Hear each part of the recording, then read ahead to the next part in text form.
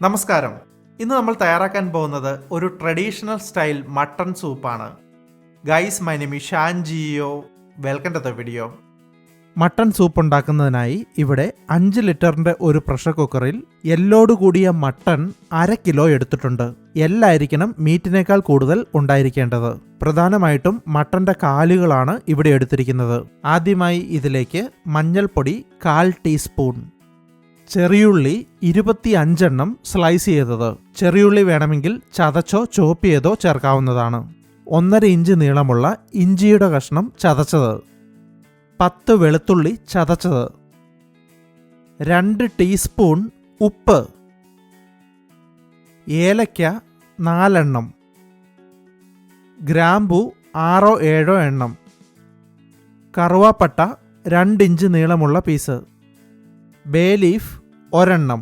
Bay leaf ഓപ്ഷനിലാണ്, ഉണ്ടെങ്കിൽ മാത്രം ചേർത്താൽ മതി. പെരുംജീരകം 1 ടീസ്പൂൺ, നല്ല ജീരകം അതായത് ചെറിയ ജീരകം 1/2 ടീസ്പൂൺ, പൊടിക്കാത്ത മുഴുവൻ മല്ലി 1/2 ടേബിൾ സ്പൂൺ. ഇതില്ലെങ്കിൽ മാത്രം 1 ടീസ്പൂൺ മല്ലിപ്പൊടി ചേർക്കുക. ഫ്രഷ് ആയിട്ട് ക്രഷ് ചെയ്തെടുത്ത കുരുമുളക് 1/2 ടേബിൾ സ്പൂൺ. ശ്രദ്ധിക്കുക, ഫൈനായിട്ട് പൊടിച്ച കുരുമുളക് പൊടിയല്ല വേണ്ടത്, ഇതുപോലെ ഫ്രഷ് ആയിട്ട് ചതച്ചെടുത്തതാണ് വേണ്ടത്. അവസാനമായി 4 കപ്പ് വെള്ളം, അതായത് 1 ലിറ്റർ വെള്ളം. ഇനി പ്രഷർ കുക്കർ അടച്ചു വെച്ച് ആദ്യത്തെ വിസിൽ വരുന്നതുവരെ ഹൈ ഫ്ലെയിമിൽ വേവിക്കുക. ആദ്യത്തെ വിസിലിന് ശേഷം തീ കുറച്ച് ഏറ്റവും ലോ ഫ്ലെയിമിൽ വെക്കുക.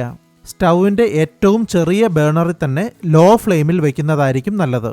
അങ്ങനെ ചെറിയ തീയിൽ അടുത്ത 10 വിസിലുകൾ വരുന്നതുവരെ വെയിറ്റ് ചെയ്യുക. എങ്കിൽ മാത്രമേ മട്ടൺ നന്നായിട്ട് വെന്ത് സൂപ്പിനുള്ള പരുവത്തിനാവുകയുള്ളൂ. ഇതിപ്പോൾ ടോട്ടൽ 11 വിസിലുകളായിട്ടുണ്ട്. ഇനി തീ ഓഫ് ചെയ്ത് പ്രഷർ തനിയെ സെറ്റിൽ ആവുന്നതുവരെ ഏകദേശം 20 മിനിറ്റ് നേരം തുറക്കാതെ മാറ്റിവെക്കുക. 20 മിനിറ്റിന് ശേഷം പ്രഷർ പോയി എന്ന് ഉറപ്പുവരുത്തിയതിനു ശേഷം തുറക്കുക. മട്ടൺ നന്നായിട്ട് വെന്തിട്ടുണ്ട്. ഇനി സ്റ്റൗ ഓൺ ചെയ്ത ശേഷം ഇതിലേക്ക് ഫ്രഷ് ആയിട്ട് ക്രഷ് ചെയ്തെടുത്ത കുരുമുളക് 1 ടീസ്പൂൺ ചേർക്കുക. ഇനി ഇത് ഒന്ന് തിളയ്ക്കാൻ തുടങ്ങുന്നതുവരെ തുടർച്ചയായിട്ട് ഇളക്കുക.